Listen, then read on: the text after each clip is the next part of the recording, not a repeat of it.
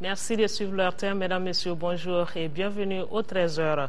Le président de la République par intérim a reçu hier une délégation du comité de médiation et de la sécurité de la CEDEAO. On retient de cette audience que le quartier général et une base logistique de la force d'intervention de la CEDEAO seront basés ici à Bamako. Cette nouvelle donne va donc permettre à la force d'intervention de la CEDEAO de remplir sa mission avec l'ensemble des forces de défense et de sécurité malienne. Objectif, libérer le nord du Mali. Le compte rendu, c'est avec Alpha Maïga. C'est sous une pluie battante, signe certainement annonciateur d'espoir, que le ministre ivoirien délégué à la défense, Paul Kofi, a foulé le sol malien ce dimanche. À son arrivée, il s'est immédiatement rendu chez le président de la République par intérim, le professeur Diankounda Traoré. C'était dans le but de poursuivre le dialogue entre le Mali et la CEDEAO et mieux éclaircir la question relative à l'installation d'une base militaire de la force d'intervention de la CEDEAO à Bamako. Au terme des échanges, nous sommes donc convenus qu'il faut nécessairement déployer un quartier général et une base logistique qui travailleront en totale synergie avec les structures nationales pour la mise en cohérence des actions. La base, elle sera à Bamako? La base logistique et puis le quartier général seront évidemment à Bamako ici. La réponse est sans ambiguïté. Elle résulte d'une décision prise au terme d'une rencontre tenue par le comité de médiation et de la sécurité samedi 22 septembre 2012 à Abidjan. Cette nouvelle donne va permettre à la force de la CEDEAO de jouer sa partition avec les forces de défense et de sécurité maliennes. Aujourd'hui, il y a, je dirais, une communion, n'est-ce pas, une compréhension entre la CEDEAO et le Mali. Et je crois que cela devrait favoriser prochainement la mission de la CEDEAO. Et je pense que nous avons trouvé un point d'accord qui devait permettre à ce que cette mission se réalise dans de bonnes conditions. L'intérêt, l'avantage, c'est que vous savez que le Mali vit un problème, donc il est important que la CEDEAO soit aux côtés du Mali pour pouvoir permettre à ce pays de recouvrer son intégrité territoriale. Dans tous les cas, l'attente est grande et le temps presse. Les populations du Nord, comme celles du Sud, prennent pour le moment leur mal en patience. Il n'y aura donc pas d'unité combattante ici à Bamako. Ce serait plutôt un déploiement avec un dispositif discret pour assurer la coordination entre la CEDEAO et les autorités maliennes. C'est le ministre de la Défense qui le précise. Le colonel Yamoussa Kamara est au micro de notre reporter Ibrahima Traoré. Après la session extraordinaire du Conseil de médiation et de sécurité de la CEDEAO, qui était parvenu à des conclusions, on s'est rendu compte à l'analyse des résultats qu'il y avait des points d'ombre qui restaient. Quand le compte rendu a été fait au président de la République, il m'a dépêché encore une fois auprès de mon homologue de la Côte d'Ivoire, parce que c'est la Côte d'Ivoire qui assure la présidence de la CEDEAO, pour aller continuer les échanges et préciser le cadre et les modalités de déploiement des forces de la CEDEAO. Donc, au terme des échanges, nous sommes convenus de la nécessité de déployer à Bamako un dispositif discret, encore une fois, je dis un dispositif discret, et un dispositif, je veux dire par là un dispositif simple, juste suffisant pour assurer la coordination indispensable entre les structures de la CEDEAO et les structures nationales dans la logique de la mise en cohérence des actions, puisqu'il s'agit de mutualiser les capacités et les moyens pour atteindre l'objectif visé. Dans tous les pays du monde, quand il s'agit de définir le cadre d'emploi des forces armées et de sécurité, il appartient aux techniciens que nous sommes, les militaires, de donner les éléments de langage aux politiques. Et ce sont ces éléments de langage qui ont servi au président de la République pour formuler sa requête adressée aux autorités de la CEDEAO. Je voudrais rassurer qu'il n'y a aucune divergence à ce niveau-là. Nous sommes parfaitement en phase avec les autorités politiques. Nous savons aujourd'hui que nous avons des capacités suffisantes pour assurer la sécurité des institutions à Bamako. Donc si on a besoin si vous voulez, de la CEDEAO, c'est dans le domaine où nous n'avons pas encore mettre nos capacités à niveau. Donc il n'y aura pas de déploiement d'unités combattantes à Bamako. Ça c'est clair, je tiens à le souligner. Il y a simplement un élément de coordination qui doit travailler en synergie avec les structures nationales, encore une fois, pour la mise en cohérence des actions. Voilà, et dans le même registre, une délégation du Haut Conseil islamique va se rendre dans les tout prochains jours au nord du Mali pour rencontrer les responsables du groupe islamiste armé Ansardine. La démarche s'inscrit dans le cadre de la recherche de solutions au conflit. L'organisation islamique privilégie le dialogue et entend tout mettre en œuvre pour éviter à notre pays la guerre. L'information a été donnée hier au cours d'un forum sur l'application de la charia cas du Mali. Le forum doit valider un document contenant les propositions du Haut Conseil islamique pour le retour de la paix dans le septentrion malien. Le point, c'est avec Bourama Traoré. Au centre de ce forum des ulémas, la validation d'un document sur l'application de la charia, notamment les cas du Mali. Le Haut Conseil islamique avait mandaté la conférence des ulémas, une de ses branches, à produire un document sur le sujet, lequel contient la vision, la conception du Haut Conseil islamique de la charia et les propositions de sortie de crise. Ce document, une fois validé, sera soumis aux autorités nationales. Ce document validé nous permettra d'avoir une position claire. Ça nous permettra aussi, Inch'Allah, de composer une délégation au nom de tous les ulémas du Mali pour aller rencontrer nos frères de l'autre côté, leur donner notre position, la position des ulémas du Mali, leur tendre la main de la fraternité, la main vraiment de paix. Paix à laquelle aspirent aujourd'hui tous les Maliens, particulièrement nos compatriotes des 3 régions nord du pays. Pour la libération des territoires occupés, le Haut Conseil islamique croit aux vertus du dialogue et écarte toute option militaire. Chercher à ce que notre pays soit épargné des guerres. La guerre est la pure des solutions. Nous allons tout mettre en œuvre, nous allons tout faire pour pouvoir faire éviter à notre pays cette guerre. Une démarche qu'approuve le gouvernement. Celui-ci se réjouit de la tenue de ce forum qui participe à la recherche de solutions au conflit du Nord. Si les oulamas se proposent de trouver des voies et moyens qui pourront résoudre cette crise du Nord, nous ne pouvons que nous en féliciter. Pour cela, je formule tous les vœux que ce forum soit une réussite afin que le Mali puisse retrouver la paix qui avait de tout temps existé au nord du Mali.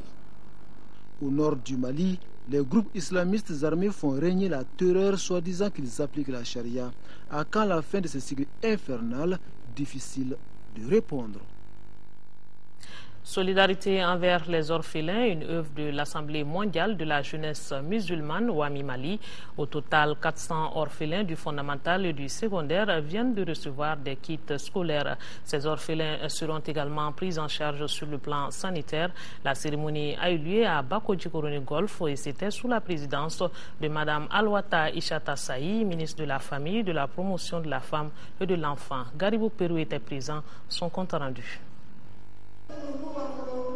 Fini les soucis pour ces 400 orphelins pendant cette rentrée scolaire 2012-2013. Ils viennent de recevoir des kits des mains du bureau Wami Mali. Ce bureau est une branche de l'Assemblée mondiale de la jeunesse musulmane. Ce geste à l'endroit des orphelins a plusieurs raisons selon les administrateurs. Notre ONG offre des kits scolaires aux orphelins pour 2 raisons. La solidarité pour les orphelins et la solidarité avec le gouvernement malien. Les missions que cette organisation s'est fixées englobent presque tous les droits de l'enfant, ce qui coopère nettement avec la politique nationale du Mali. Notre mission qui consiste à la protection de l'enfant et à l'épanouissement de la famille. Et je pense que ça cadre bien. Et dans toutes les interventions que j'ai entendues, les activités menées par WAMI concourent à la protection de l'enfant et à la mise en œuvre de la Convention des droits de l'enfant. L'Assemblée mondiale de la jeunesse musulmane, WAMI, a son siège en Arabie Saoudite. Elle intervient dans 55 pays à travers le monde dans le domaine de la solidarité.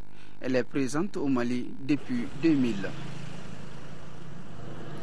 Un autre geste de solidarité, toujours envers les enfants. Cette fois-ci, ce sont les militaires de l'armée de l'air qui volent au secours des enfants de leurs collègues disparus. Ils viennent de leur offrir un important lot de fournitures scolaires et ils sont au total plus de 200 orphelins à bénéficier de ce geste.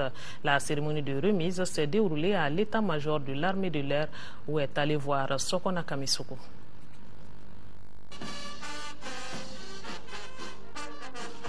Ce jeudi matin, l'émotion était très grande à l'état-major de l'armée de l'air, car il s'agissait pour le chef d'état-major de l'armée de l'air, colonel-major Suleiman Bamba, de remettre des kits scolaires aux enfants de leurs compagnons disparus en service. Ils sont au total plus de 200 orphelins de la première année à la 9e année à bénéficier des cadeaux. Pour les initiateurs, ils viennent de respecter une fois de plus la tradition. Comme il est de tradition dans la société africaine, l'éducation des orphelins est une tâche noble. Et ici, à l'armée de l'air, nous avons conjugué nos efforts pour que cette valeur demeure. Les éditions passées nous ont permis d'évaluer le bien fondé de notre action, car de très bonnes performances scolaires ont été réalisées. Et ceci constitue une marque de confiance entre nos enfants et nous. Les bénéficiaires, après avoir salué le geste, ont souhaité que ça soit pérennisé. Que ça soit continuel, que la paix revienne au Mali. Le colonel-major Suleiman Bamba, chef d'état-major de l'armée de l'air, a rappelé que les actes de solidarité ne peuvent se limiter à ces seuls gestes ponctuels, mais ils doivent plutôt être dans le comportement de tous les jours. Le groupe Pivot Droit et Citoyenneté des femmes vient d'organiser une causerie débat avec les femmes de la commune 3 du district de Bamako. Il s'agissait de sensibiliser ces femmes sur l'appropriation et l'application des textes et conventions signés en leur nom. C'était à la mairie de la commune 3 du district de Bamako. Adama Koulibaly nous explique. Les femmes affichent la volonté de participer à la recherche de solutions à la crise malienne. Elles analysent que cela passe par l'appropriation des textes et conventions signés en leur nom. Le groupe pivot du réseau Paix et Sécurité des femmes de l'espace CEDEAO, un réseau de défense des droits des femmes des pays de la CEDEAO, est associé à la CAFO pour sensibiliser les femmes du district de Bamako. Cette mission de sensibilisation a rencontré les femmes de la commune 3. C'est pour la mise en œuvre du plan d'action de ce réseau où les organisations membres du réseau doivent exécuter les activités.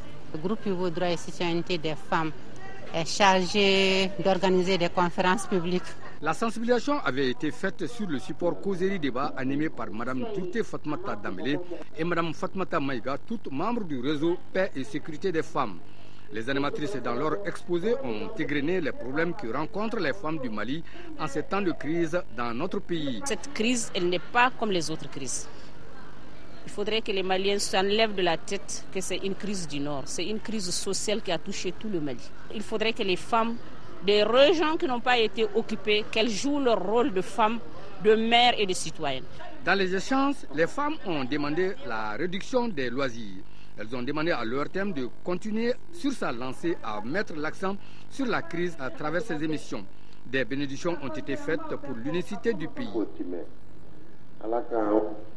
Célébration du 22 septembre, fête de l'indépendance du Mali. Nous en parlons avec l'association des jeunes diplômés volontaires de l'Agence pour la promotion et l'emploi des jeunes, promotion 2012, qui vient d'organiser une journée de salubrité au centre hospitalier universitaire Gabriel Touré, comme pour dire que le volontariat, c'est aussi des actes patriotiques. Nous retrouvons Garibou Pérou.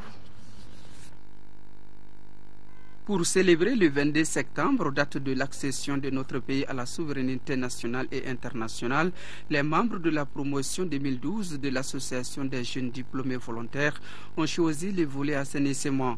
C'est dans ce contexte que les jeunes volontaires se sont retrouvés au centre hospitalier universitaire Gabriel Touré. Je lance un appel fort à la jeunesse malienne pour que tous donnent-nous la main pour un Mali uni et fort. Le choix porté sur le centre hospitalier universitaire Gabriel Touré a un sens, une signification selon les administrateurs. Le choix de Gabriel Touré s'explique par le fait de l'importance de Gabriel Touré dans le système de santé au Mali. Gabriel Touré est une structure qui a près de 600 lits, qui reçoit moyennement par jour près de 2000 personnes. Donc ça veut dire l'importance de l'affluence de Gabriel Touré. Donc, compte tenu du fait que chacun peut avoir besoin des services de Gabriel Touré, ces jeunes ont choisi de mener cette action citoyenne. Ces jeunes volontaires de la 5e promotion de l'Agence pour la promotion et l'emploi des jeunes APEJ sont à la fin de leur stage effectué dans les services publics et parapublics. Cette journée met fin à leur période de stage pour ouvrir les portes aux actes patriotiques. Cérémonie d'hommage maintenant. On se rappelle, il y a 6 ans de cela, le mouvement citoyen a perdu dans un accident de la circulation une vingtaine de militants en provenance de Gao. Après l'inauguration du pont de Wabaria, tous reposent au cimetière de Amdalaï et pour se souvenir d'eux, une délégation de la jeunesse du mouvement citoyen s'est rendue au cimetière pour des prières. C'était une occasion également de formuler des vœux pour la libération du nord du Mali. Voilà, cérémonie d'hommage il y a 6 ans de cela, le mouvement citoyen qui avait perdu dans un accident de la circulation une vingtaine de militants. 52e anniversaire de l'indépendance de notre pays à Sikasso, la communauté burkinabé regroupée en association a organisé une plantation d'arbres. Ainsi, 30 plants ont été mis en terre dans la cour du complexe scolaire Momo et c'est le gouverneur Ibrahima Fefekone qui a planté le premier arbre suivi par d'autres autorités politico-administratives. Le président de l'association des burkinabés de Sikasso place cette initiative dans le cadre du renforcement de l'amitié et de la fraternité entre les deux pays. À l'occasion, donc, la communauté burkinabé a prié pour un retour rapide de la paix au Mali.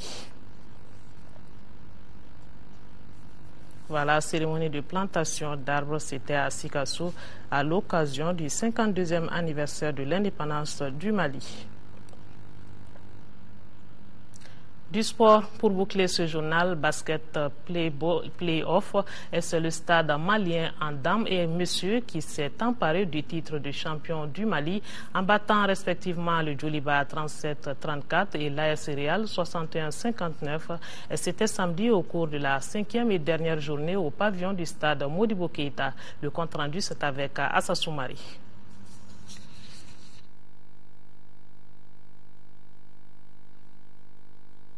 Quelques problèmes techniques avec cet élément de Assa Soumari, c'est ce qui met fin à ce 13h. Toutes nos excuses pour cette interruption. Donc à 20h, Aoué Touré sera là pour la grande édition. Et d'ici là, portez-vous bien et surtout on n'oublie pas nos compatriotes des régions du nord du Mali vivant sous occupation. Nous sommes de cœur et d'action avec eux. Merci. Bonne suite de programme sur l'ORTM.